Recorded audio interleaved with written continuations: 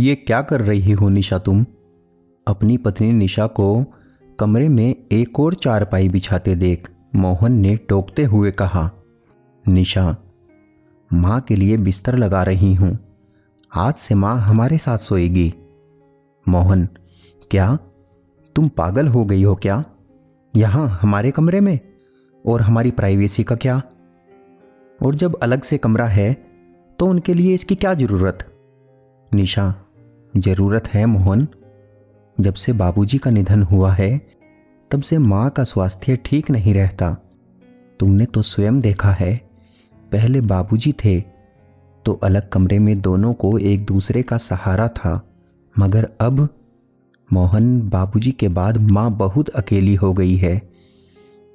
दिन में तो आराध्या और मैं उनका ख्याल रखने की भरपूर कोशिश करते हैं ताकि उनका मन लगा रहे, वो अकेलापन महसूस ना करे, मगर रात को अलग कमरे में अकेले नहीं, वो अब से यहीं सोएगी।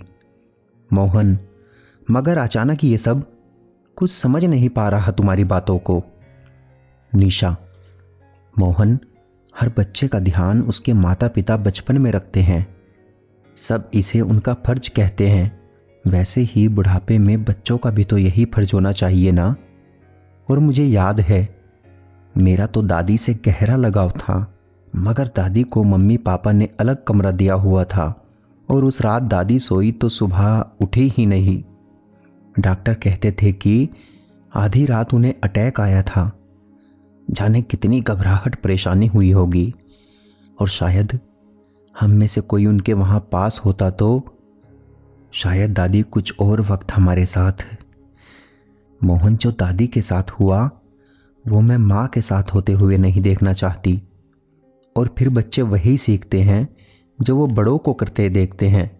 मैं नहीं चाहती कि कल आराध्या भी अपने ससुराल में अपने सास ससुर को अकेला छोड़ दे, उनकी सेवा ना करे। आखिर यही तो संस्कारों के वो बीज हैं जो आने वाले वक्त में घनी छाया देने वाले वृक्ष बनेंगे। मोहन उठा और निशा को सीने से लगाते हुए बोला, मुझे माफ करना निशा, अपने स्वार्थ में मैं अपनी माँ को भूल गया, अपने बेटे होने के फर्ज को भूल गया। और फिर दोनों माँ के पास गए और आदरपूर्वक उन्हें अपने कमरे में ले आए।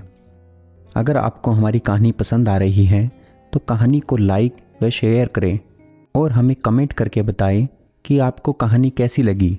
और हमारे YouTube चैनल को सब्सक्राइब करना बिल्कुल भी न भूलें।